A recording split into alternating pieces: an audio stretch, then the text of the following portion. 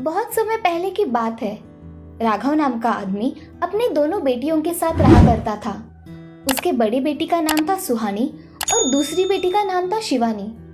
दोनों भी बहनें बहुत ही समझदार थी। उनकी माँ शिवानी छोटी थी तभी गुजर जाने की वजह से सुहानी कम उम्र में ही बड़ी हो गई थी।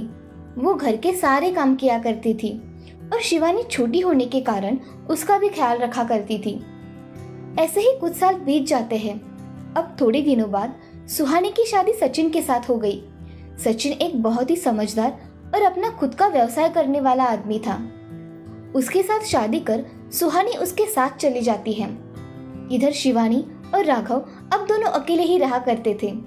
एक दिन, पिताजी, जब से दीदी ससुराल गई है तब से घर खाली खाली लगने लगा है। हाँ बेटा, सुहानी के बगैर ये घर बहुत सुना लगता है। पिताजी, मैं कॉलेज जा रही हूँ, अब खाना खा लेना। बाय पिताजी। बाय बेटा, शाम को घर जल्दी आना। हाँ पिताजी। अब शिवानी कॉलेज में जाकर अपनी पढ़ाई पूरी कर रही थी। कुछ दिनों बाद दिवाली आती है। शादी के बाद पहली दिवाली होने के कारण सुहानी अपने मायके आती है। तभी शिवानी सुहानी से, अरे मेरी प्यारी दीदी, तुम आ गई। मैं कब से तुम्हारा इंतजार कर रही थी। सच में? मैंने भी तुम्हें बहुत मिस किया शिवानी। अच्छा सुनो, मुझे तुम्हें एक खुशखबरी देनी है। क्या खुशखबरी है दीदी, जल्दी बताओ। तुम मासी बनने वाली हो और आप नाना जी बनने वाले हैं पिताजी। सच में? हाँ। ऐसा कहकर सुहानी कुछ दिन अपने पिताजी के यहाँ रहकर फिर अपने ससुराल चली जाती है। कुछ दिनों बाद सुहानी एक नन्ही गुड़िया को जन्म देती है और उसका नाम परी रखती है। अब कुछ साल बीत जाते हैं। परी अब बड़ी हो जाती है। अब वो स्कूल जाने लगी थी। कुछ काम की वजह से सुहानी के घर शिवानी आ जाती है और परी के साथ खेलने लगती है। वहाँ परी के साथ उसका समय कैसे चला जाता है उसे पता भी नहीं चलता। एक दिन सुहानी घर का कुछ सामान लाने के लिए बाजार चली जाती है। घर लौटते वक्त एक बड़े से ट्रक से सुहानी की गाड़ी का एक्सीडेंट हो जाता है और वो बेहोश हो जाती है। उसके सर से बहुत खून निकलना शुरू हो जाता है। वहाँ के लोग उसे अस्पताल में भर्ती कर देते हैं। ये खबर सचिन को मिल जाती है। तभी सचिन शिवानी को फोन करके सारी बातें बताता है। शिवानी की तो धड़कन तेज हो जाती है। वो परी को लेकर रोते रोते अस्पताल चली जाती है। क्या हुआ है जीजाजी? दीदी कैसी है? डॉक्टर ने क्या कहा? उन्होंने 24 घंटे का समय दिया है। मुझे तो कुछ समझ में नहीं आ रहा है, ये क्या हो रहा है। ए भगवान, मेरी सुहानी को बचा लेना। तभी डॉक्टर ऑपरेशन थिएटर से बाहर आते हैं। सचिन डॉक्टर को देखते ही उनके पास जाकर उनसे पूछता है, डॉक्टर साहब, सुहानी कैसी है? हमारी ओर से हम पूरी कोशिश कर रहे हैं सचिन। डॉक्टर साहब, कैसे भी करके आप मेरी सुहानी को बचा लीजिए प्लीज। ऐसा कहकर सचिन रोने लगता है। सचिन को रोते देख परी और शिवानी भी रोने लगती है। तभी दूसरे डॉक्टर बाहर आकर सचिन से, सॉरी सचिन, आपके बीवी का बहुत ज्यादा खून बह जाने की वजह से हम उन्हें नहीं बचा सके। डॉक्टर की बात सुनकर सचिन और शिवानी बहुत रोने लगते हैं। तभी सचिन सुहानी के पास जाकर, तुम मुझे ऐसे छोड़कर नहीं जा सकती सुहानी। ऐसा कहकर सचिन जोर जोर से रोने लगता है। अब कुछ महीने ऐसे ही बीत जाते हैं। परी को माँ की कोई कमी ना हो, इसीलिए सचिन की माँ गीता हिम्मत जुटाकर सचिन से कहती है, बेटे, कब तक तुम ऐसे ही सुहानी के यादों में अपनी जिंदगी गुजारोगे? तुम अब एक पिता भी हो और पिता होने का फर्ज भी तो तुम्हें निभाना है। उस मासूम परी की ओर देखो बेटा। क्या तुम्हें नहीं लगता कि परी को माँ के प्यार की जरूरत है? तुम्हें दूसरी शादी कर लेनी चाहिए। मगर माँ, मैं दूसरी शादी कैसे करूँ? क्या तुम्हें लगता है सुहानी जितना प्यार कोई परी को कर पाएगा? बेटा, ये मुझे पता है, मगर परी को माँ के प्यार की जरूरत है, ये याद रखना। मैं सोचता हूँ। ऐसा कहकर सचिन वहाँ से चला जाता है। कुछ दिनों बाद सचिन की माँ गीता अपने बेटे का रिश्ता लेकर शिवानी के घर चली जाती है। तभी शिवानी के पिता राघव गीता जी से, आइए ना गीता जी, हमारी परी कहाँ है? वो नहीं आई? अरे नहीं भाई साहब, मैंने परी को नहीं लाया। मुझे आपसे कुछ जरूरी बात करनी थी, इसीलिए मैं आपके पास आई हूँ। हाँ बोलिए ना, आपको क्या बात करनी है? भाई साहब, मैं सोच रही हूँ कि अगर शिवानी बेटी की शादी सचिन से हो जाए तो अच्छा रहेगा। मेरी परी की जिंदगी संवर जाएगी। उसे उसकी माँ से ही माँ के रूप में मिल जाएगी। गीता जी, परी मेरी भी तो पोती है, मुझे भी उसकी बहुत चिंता है। लेकिन मुझे एक बार आप शिवानी से बात करने दीजिए। मैं शिवानी से बात करके आपको बताता हूँ। बहन आप चिंता मत कीजिए, सब ठीक हो जाएगा। जी भाई साहब, आप मुझे फोन पर बता देना। जी मैं आज ही शिवानी से बात करके आपको बताता हूँ। ठीक है भाई साहब, मैं चलती हूँ, घर पर परी अकेली है। जी।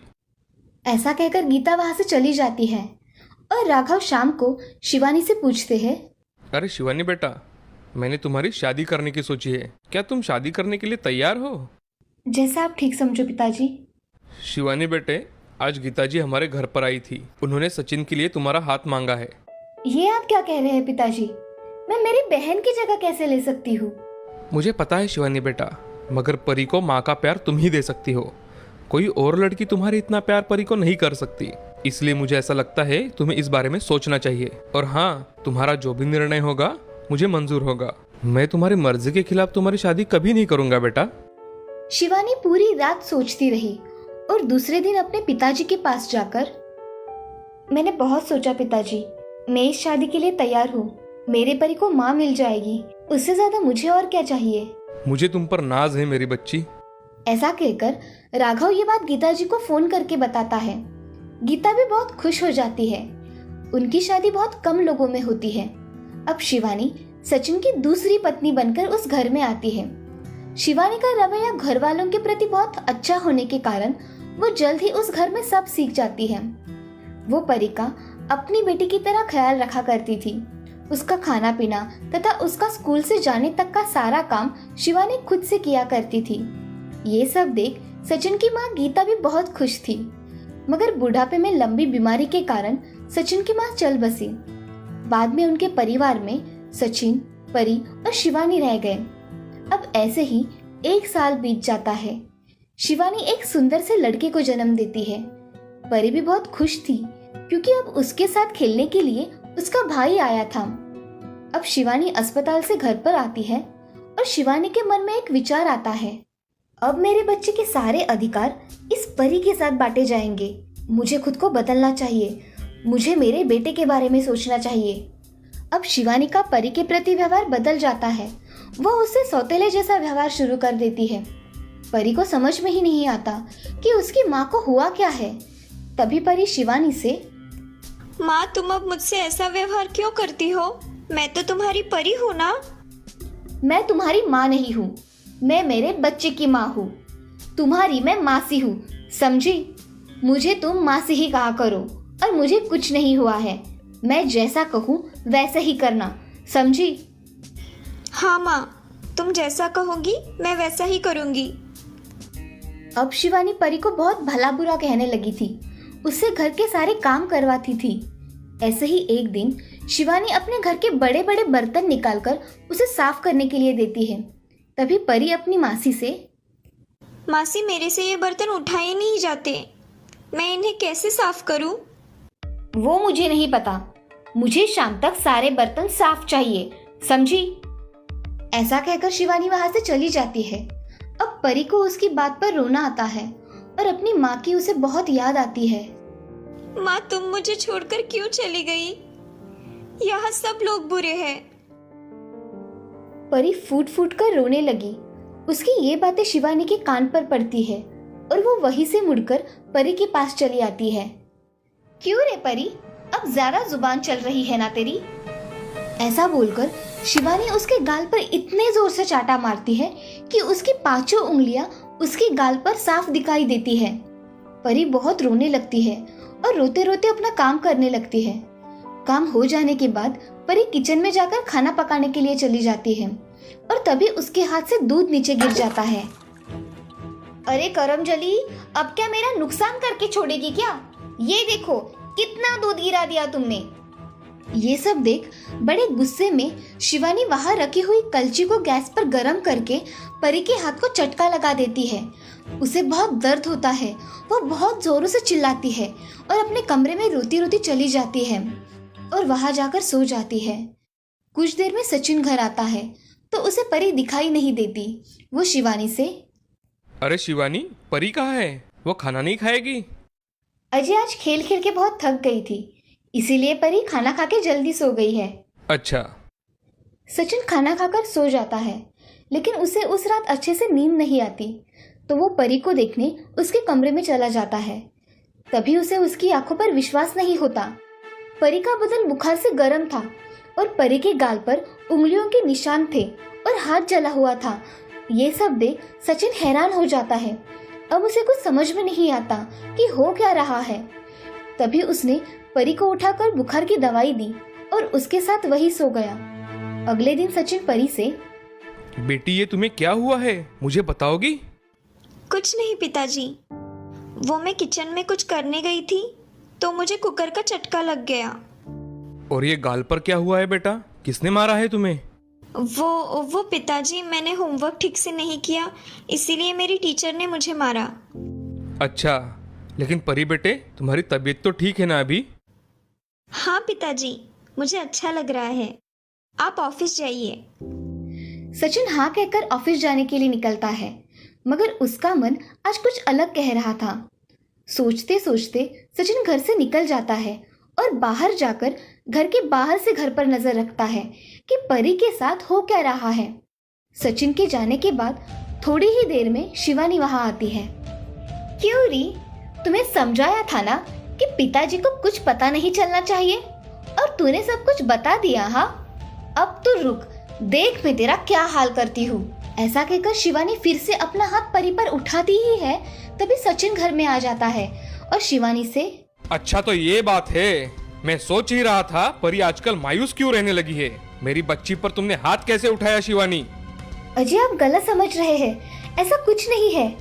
शिवानी मुझे सब पता चल गया है, अब झूठ मत बोलो, समझी? सचिन को इतना गुस्से में देख शिवानी चुपचाप खड़ी रहती है। तभी सचिन परी को पास लेकर, ये मेरी बेटी है शिवानी, तुमने इस पे हाथ कैसे उठाया? और तो और उसके हाथ को भी जला दिया। तुम्हें कुछ समझ में आता है भी या नहीं? बस बहुत हो गया, अब तुम इस घर में नहीं रह सकती, समझी? अभी के अभी निकल जाओ मेरे घर से। नहीं पिताजी, मासी कहाँ जाएगी? उसे माफ कर दीजिए ना। ये सब सुनकर शिवानी को अपनी गलती का एहसास हो जाता है और वो सचिन से माफी मांगती है और परी से भी माफी मांगती है। तुम दोनों मुझे प्लीज माफ कर दो। तुम निकलो मेरे घर से चुपचाप। नहीं पिताजी, वो मेरी माँ है, मुझे मेरी माँ चाहिए और मेरा छोटा भाई भी चाहिए। अरे शिवानी, मेरी बेटी की सोच तो तुमसे बहुत अच्छी है। तुम तो स्वार्थ में अंधी हो गई थी, मगर मेरी बेटी, वो तो तुम्हें अभी भी अपनी माँ ही समझती है।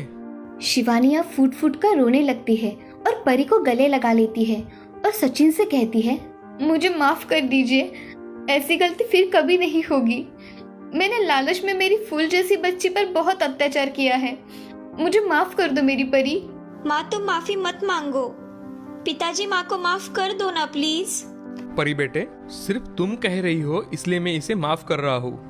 परी और शिवानी गले लगकर बहुत रोते हैं। अब परी को उसकी माँ जो मिल गई थी, उस दिन के बाद से शिवानी का रवैया परी के प्रति पूरी तरह से बदल जाता है। अब वो एक खुशहाल परिवार बन जाता है।